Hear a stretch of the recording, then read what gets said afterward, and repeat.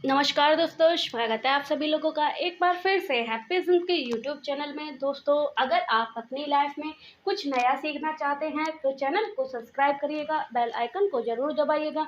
नवरात्रि के दिनों में व्रत में इन चीज़ों को ना खाना, नहीं तो माता रानी क्रोधित हो जाएंगी। तो आज की वीडियो में हम आपको बताएंगे नवरात्रि की पूजा कैसे करें, नवरात्रि के व्रत में क्या खाएं क्या ना खाएं। तो इन नियमों का पालन नहीं करता उन्हें माता रानी का सामना करना पड़ता है, घर में आ जाती है गरीब। हमें व्रत में कुछ नियमों का पालन करना चाहिए। हाथी पर सवार होकर पृथ्वी लोक पर पधारेंगी, शास्त्रों में वर्णित है तथा मान्यता के अनुसार।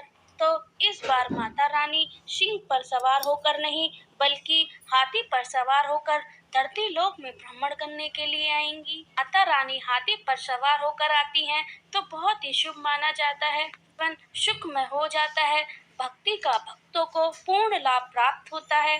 तो इस बार नवरात्रि पूरे 9 दिनों तक मनाए जाएंगे, एक भी दिन कम न एक भी दिन ज्यादा, पूरे 9 दिन तक नवरात्रि मनाई जाएगी।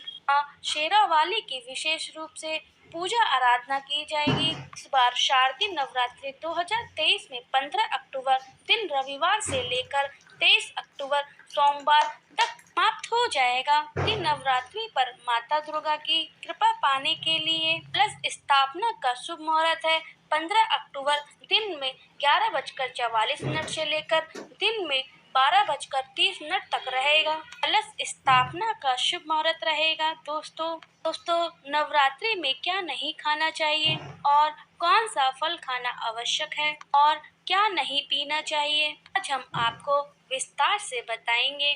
तो शास्त्रों में बताया गया व्रत चाहे किसी भी प्रकार का क्यों ना हो, इससे जुड़े नियमों का पालन करना अति आवश्यक है कि जो मन के मुताबिक किया जाए वह संघर्ष नहीं कहलाया जाता है। कामना को पूरी करने के लिए थोड़ा सा तप यानी कि संघर्ष करना बहुत जरूरी होता है।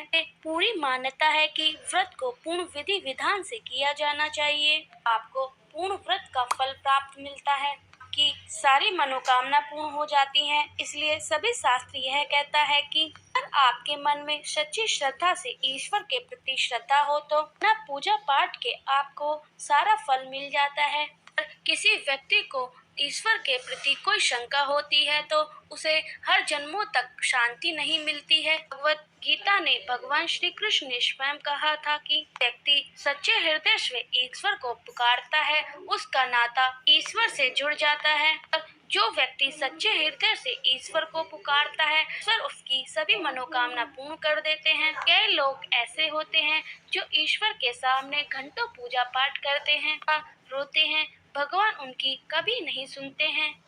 आप सच्चे मन से ईश्वर को पुकारते ही नहीं हैं, वह आपकी पुकार कैसे सुनेंगे। दोस्तों यह तो हुई बातें जो भगवान और भक्त के बीच की हैं। दोस्तों अब हम जानते हैं कि नवरात्रि के दौरान हमें क्या नहीं खाना चाहिए और क्या नहीं पीना चाहिए, कौन सा फल खाने से व्रत संपूर्ण और सफल हो जाता है। तो फल खाने से व्रत संपूर्ण हो जाता है, सफल हो जाता है। तो नवरात्रि के व्रत में सेव जरूर खाना चाहिए। तो में बताया जाता है कि भगवान के भोग में सेव का भोग जरूर लगाना चाहिए। आपका व्रत है तो आपको सेव जरूर खाना चाहिए।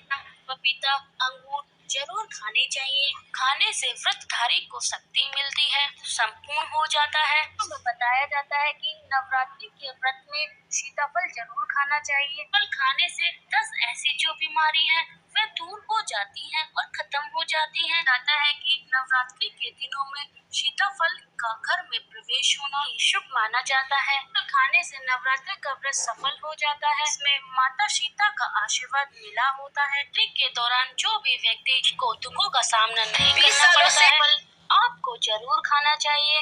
नवरात्रि में व्रतधारी को जूस और डब्बाबंद लस्सी नहीं खानी चाहिए, कई सारे केमिकल मिले होते हैं और वह व्रत आपका टूट जाता है। तो जब भी आप जूस पिए उसमें नमक न डालें, टूट जाएगा। साथ ही साथ आपको जूस में बर्फ भी नहीं डालनी चाहिए।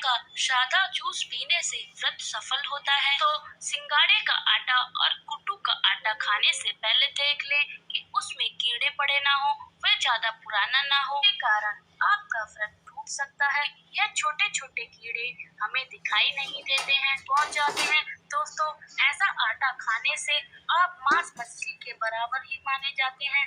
नवरात्रि के व्रत में आप शाम के समय दही और आलू खा सकते हैं। दाने की टिक्कियाँ बनाकर खा सकते हैं। दाने और आलू के पापड़ भी खा सकते हैं। सब्जियाँ ऐसी होती हैं जो नवरात्रि के व्रत के दौरान शामिल कर सकते हैं। आपका व्रत सफल हो जाएगा और आपको एनर्जी भी मिलेगी। ट्रिक के दौरान आप दूध पी सकते हैं जो आपको शक्ति देगा। चाय वगैरह भी पी सकते हैं, उसमें नमक न डालें। एक बात का ध्यान रखें, व्रतधारी को पेट भर खाना नहीं खाना चाहिए। व्रत रखने का कोई भी फल प्राप्त नहीं होगा। खा सकते हैं।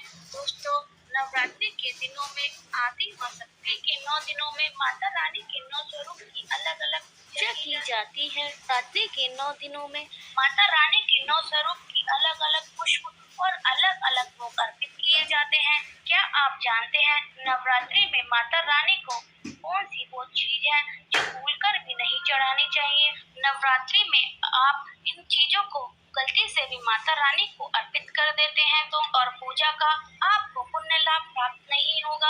आपको यह जानना आवश्यक है कि माता रानी को आशीर्वाद प्राप्त करने के लिए ऐसी कौन सी वस्तु है जिन्हें माता रानी की पूजा में इस्तेमाल नहीं करना चाहिए। माता का जयकारा लगाते हुए वीडियो की शुरुआत करते हैं। पर एक नवरात्रि में शादीशुदा महिला को सफेद कपड़े पहनकर पूजा नहीं करनी चाहिए। साथ महिलाओं को काले कपड़े भी नहीं पहनने चाहिए। खंडित हो जाती है कि चौकी जब लगाएं उसके नीचे आपको कागज नहीं लगाना चाहिए कि चौकी हमेशा लाल कपड़ा बिछाकर ही बनानी चाहिए। व्रतधारी को माता रानी के सामने ही आसन लगाकर बिछाना चाहिए। वहीं पर आपको सोना भी चाहिए। व्रत के दौरान मंदिर को अकेला नहीं छोड़ा जाता है, ज्यादा अशुभ माना जाता है। इससे माता दुर्गा नाराज हो जाती हैं, हमेशा के लिए आपका घर छोड़कर चली जाती हैं।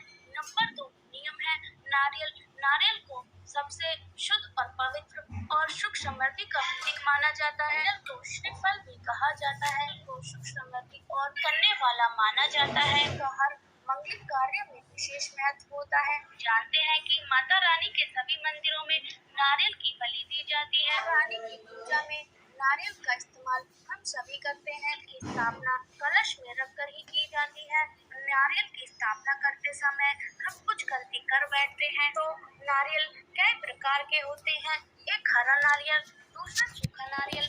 नारियल के अंदर पानी होता है। रानी की पूजा में जिस नारियल में पानी होता है, जिसकी जटा होती है, उनकी पूजा करें। पूर्ण होना चाहिए। नारियल चटका हुआ या टूटा हुआ नहीं होना चाहिए। सूखा नारियल ही शुभता का प्रतीक माना जाता है। खुद नारियल ही माता लक्ष्मी का श्रीफल कहा जाता है। तो एक बात का ध्यान रखें, नारियल को हमेशा स्थापित करके और लिटाकर ही रखना चाहिए। नारियल को कभी भी खड़ा कर नहीं रखा जाता है। के ऊपर लाल चुनरी लपेट कर कलावा बांध कर ही स्थापित करें। 3 है दोस्तों लौंग। लौंग हम सभी रानी की पूजा में इस्तेमाल करते हैं। का इस्तेमाल करते समय हम बहुत बड़ी गलती कर बैठते हैं। का ध्यान रखें, माता रानी को फूल वाली लौंग ही अर्पित करें। लौंग के ऊपर फूल नहीं होता या फिर जिस लौंग के पीछे डंडी नहीं होती है, आप माता रानी की पूजा में भूलकर भी इस्तेमाल न करें। फूल वाले लौंगों को ही पूर्णतः माना जाता है कि पूजा में पूर्ण वाले वस्तु का ही प्रयोग करें। कोई भी खंडित चीज या फिर टूटे हुए चावल न इस्तेमाल करें। तिल के पत्ते का इस्तेमाल न करें। रानी की पूजा में तुलसी दल का प्रयोग करना वर्जित माना जाता है। पत्र के अलावा माता रानी को आंवला भी अर्पित नहीं करना चाहिए। बात का भी ध्यान रखें, आप माता रानी की पूजा में लोहे के और स्टील के बर्तन का इस्तेमाल न करें। तो अगर आप चाहते हैं कि माता रानी आपके घर में निवास करने आए, आपके घर में सुख समृद्धि लेकर आए, तो पहले सच्चे हृदय के साथ वीडियो को लाइक करिएगा। कमेंट बॉक्स में लिख दें जय माता रानी। गणेश जी को दूर्वा अर्पित कर सकते हैं और विष्णु भगवान जी को तुलसी दल अर्पित कर सकते हैं। बहुत ज्यादा शुभ फल माना जाता है और आपके जीवन में सुख समृद्धि लाते हैं। माता रानी को सफेद रंग का फूल अर्पित ना करें। माता रानी को हमेशा लाल रंग का फूल ही अर्पित करें। लाल रंग के फूल माता रानी को अति प्रिय हैं। कर माता रानी को कमल के फूल और गुड़हल के फूल अति प्रिय हैं। माता रानी की 1 या 2 तस्वीर नहीं होनी चाहिए। दोस्तों इस बात का ध्यान रखिएगा। रानी की पूजा में कोई भी खंडित चीज का इस्तेमाल ना करें, जैसे कि चटका हुआ या टूटा हुआ दीपक। माता रानी को जब फूल अर्पित करें तो उस फूल को सूंघे नहीं और गिरे हुए फूल माता रानी को अर्पित ना करें। इससे माता रानी नाराज हो जाती हैं और उनके क्रोध का सामना आपको करना पड़ता है। ये भूल कर भी इन चीजों का प्रयोग ना करें। तो कमेंट बॉक्स में लिखें जय माता दी। दोस्तों, हो सके तो नवरात्रि के दिनों में माता रानी को एक चुनरी अर्पित करें और माता रानी के मंदिर में जाकर उन्हें सुहाग का सामान अर्पित करें। इससे माता रानी आपके सुहाग की रक्षा करती हैं और आपके घर में सुख समृद्धि लाती हैं और आपके पति पत्नी के बीच में जो कलेश होता है उसको भी दूर करती हैं। दोस्तों, माता रानी को प्रसन्न करने का हम आपको एक सरल उपाय बताते हैं। आप किसी मंदिर में जाकर, वह माता रानी का मंदिर हो, उसमें आपको माता रानी को चुनरी चढ़ानी है और नारियल चढ़ाना है। ऐसा करने से माता रानी बहुत जल्दी प्रसन्न होती हैं और अपने भक्तों की बिगड़ी बना देती हैं।